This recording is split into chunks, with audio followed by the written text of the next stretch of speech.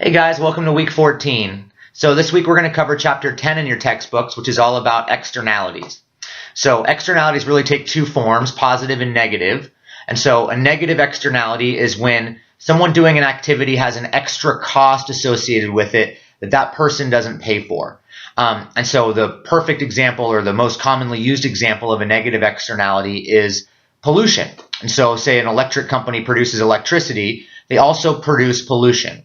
And so they pay all the costs associated with the raw materials and the natural gas and everything they need to produce electricity, but they don't pay the cost that the society pays of the pollution.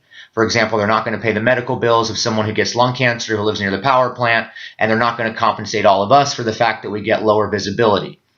And so pollution is sort of the number one example of a negative externality. And whenever we have negative externalities, it turns out the market usually produces too much of that good.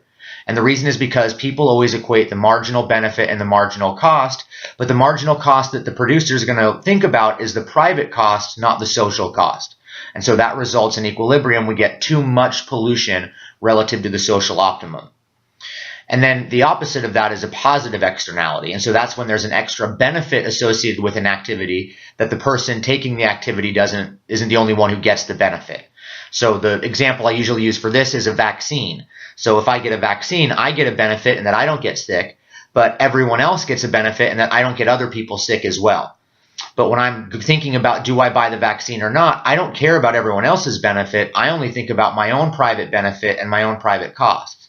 And so when we have positive externalities, it turns out the market produces too little of the good.